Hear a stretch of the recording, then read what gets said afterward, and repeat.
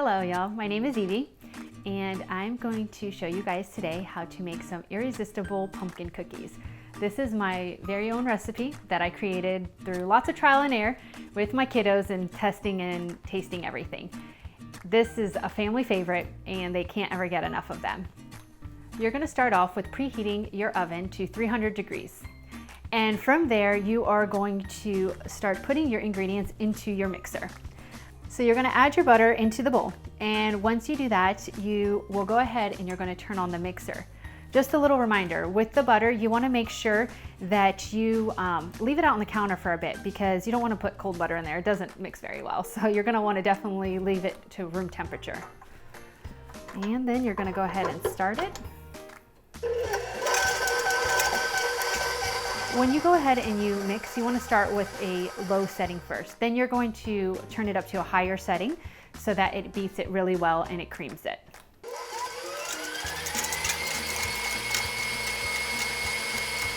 Now that my butter is completely softened and it's creamed in the mixer, I'm going to add my sugar. You're going to need 1 cup of sugar. So I'm only using 1/2 cup and I'm going to use it twice. All right.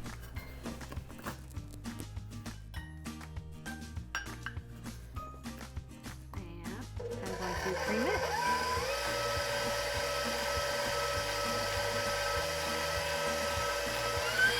Now I'm going to just scrape the sides, and so that all the butter that is down there will be combined together. And then once again, you're going to turn it on until it's fully combined. All right, the next thing that you're going to want to do, now that your sugar and your butter are creamed together, you're going to want to get your teaspoon out and you're going to combine the baking soda and your baking powder. And with these, you're going to have 1 of each. So super simple, 1 teaspoon of baking powder, 1 teaspoon of the baking soda. From there, the next thing that you're going to put in is the pumpkin spice. This stuff is super yummy. I personally use Mountain Rose Herbs. Their product is fantastic. And again, with the pumpkin spice, you're going to add 3 teaspoons of this.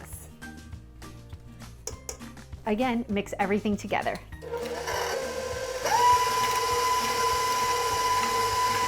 Always keep in mind that when you look down in the bowl and if you see that there's stuff on the side, you want to scrape it off so it's all combined.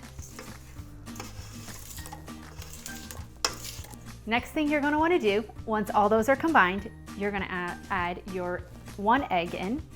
I personally we have chickens at home, so I use the grass-fed farm fresh eggs. Just going to want to crack that and dump that into the bowl.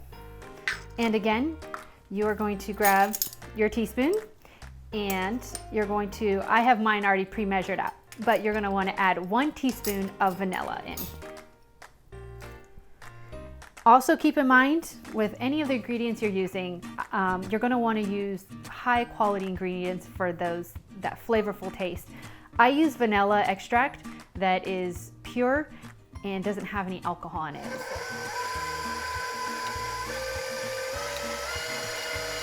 After those ingredients have been combined, you're going to add your pumpkin in. Once you have put your pumpkin into the bowl, you are going to, again, mix it for about 30 seconds until it's fully combined.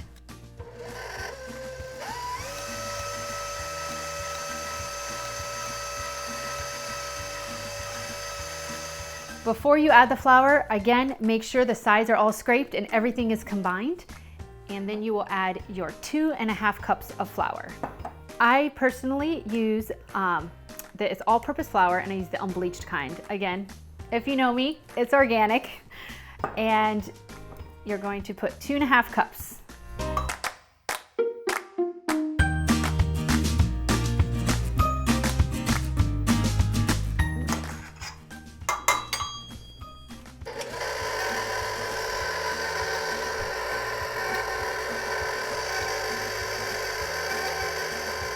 Once the flour is fully combined in the cookies, you're going to go ahead and pull them off and get ready to put them on the tray.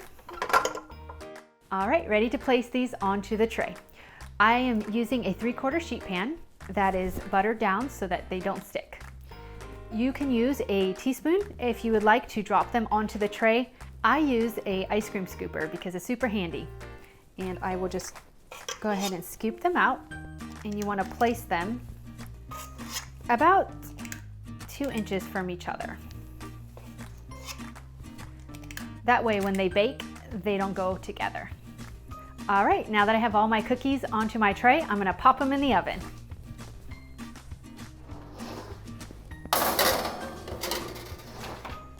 All right, guys, I'm gonna check if mine are done. They've been in there for about 10 to 15 minutes. You wanna make sure that the tops are finished. So if the tops are done, you're good to go. You can pull them out. Each oven is different. Some may take 10, some may take 15.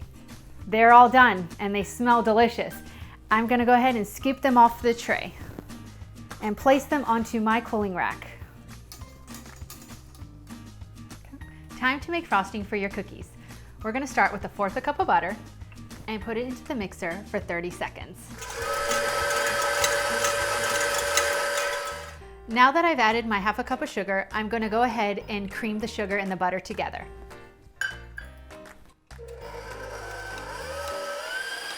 Like with your cookies, when you're making the batter, same thing with the frosting. Always remember to scrape the sides of the mixer.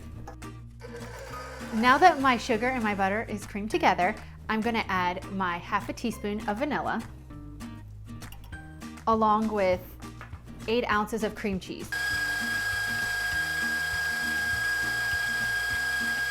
My frosting is finished. I'm gonna taste it, make sure it tastes great before I frost my cookies. That's delicious. I love me some cream cheese. I'm going to sprinkle some cinnamon to make them all nice and pretty.